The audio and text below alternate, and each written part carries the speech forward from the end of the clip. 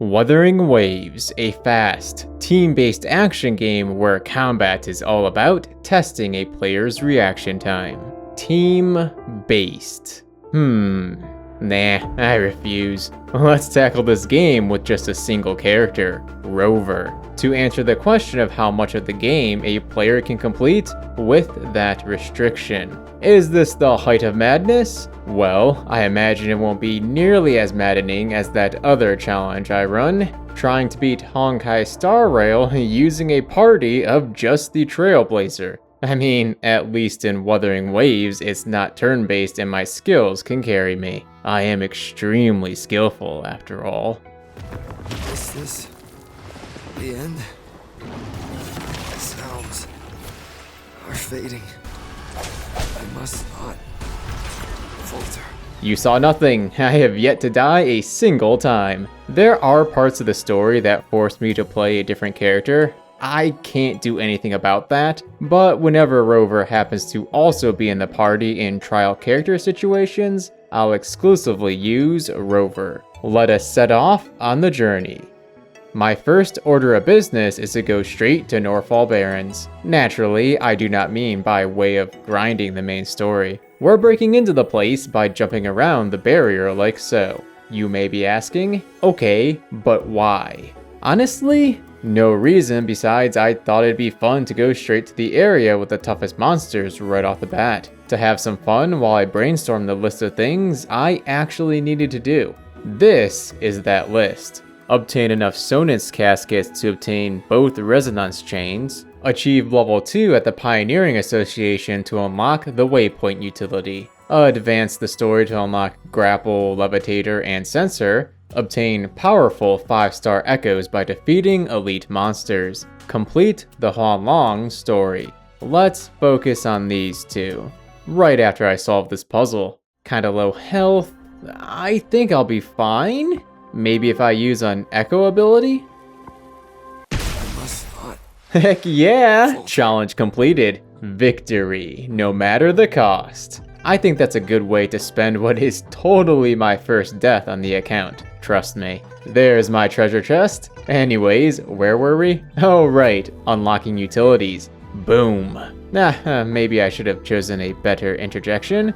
Well, there's one thing checked off the list. No need to drag it out, as it consists of cutscene after cutscene. Instead, let's get into the mammoth task of fighting elite monsters. These guys are a pain to deal with. This early in the game, they'll one-shot you no matter what, which means it is vital to bring some revives if you don't want to get wiped out and have to start the fight over. You could choose to avoid confrontation and cheese them with a ranged character, but that takes forever. The best strategy is to use dodge attacks and intro skills. This is because these high-level baddies have a special mechanic that causes them to take a set amount of damage when hit with either. It's roughly 1/33 of their health per hit. So yeah, easy peasy.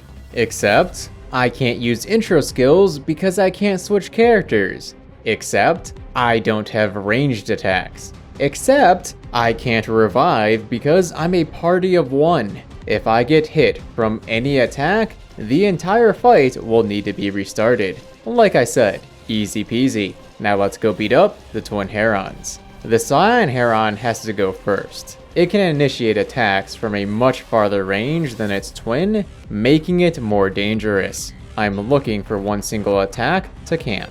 Rather than try to master all of them and go crazy, I'll bide my time and continuously await that one specific attack I've chosen. Mastery of one technique per enemy, to the point I can never fail it. That is how I will triumph against these giants that can one-shot me. Are you serious right now? Does it look like I stepped out of your aggro range? Listen, that doesn't count as a botched first try.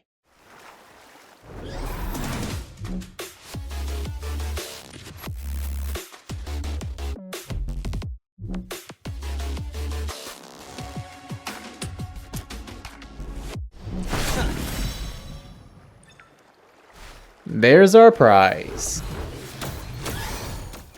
That is junk I can't use. Wonderful. I don't actually have to defeat the twin since it won't drop an echo.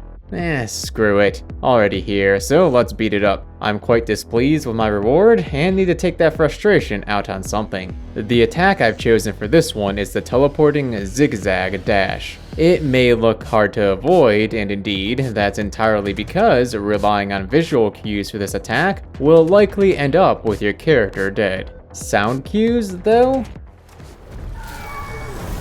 1 zap, 2 zap, dodge.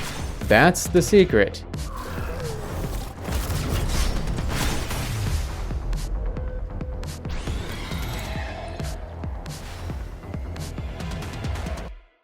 Look at that cuddly little teddy bear. Isn't he just cute? Sit, boy.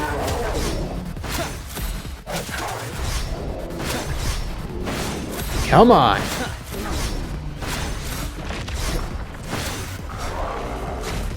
What? How? I clearly dodged.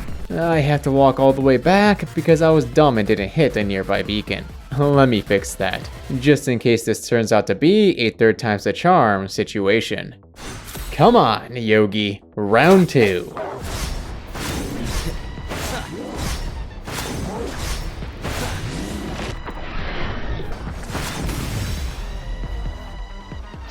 That's right. Here comes the bear. Surely this echo will totally be usable.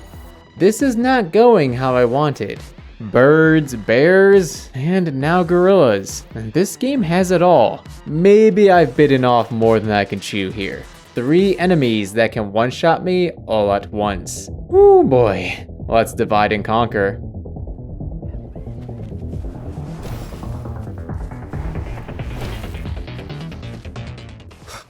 Really? Again.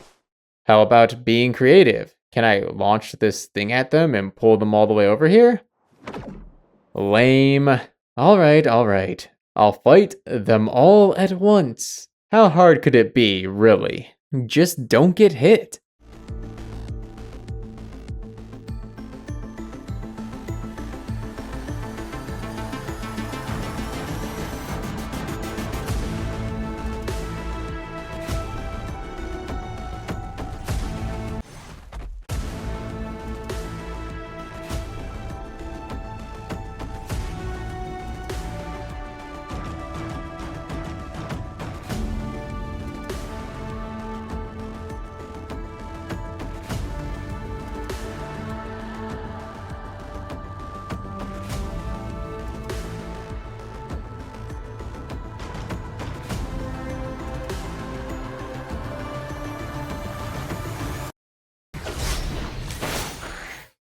Three strikes. I'm out. My brain is fried after that battle, so I'm calling it for today. There are still more elites to fight, and I pray one of them will drop something I can use. 3 Spectro damage % gold echoes would be wonderful, just saying. Next time, I'll hopefully have good news to share on that front. And we'll also beat up Scar.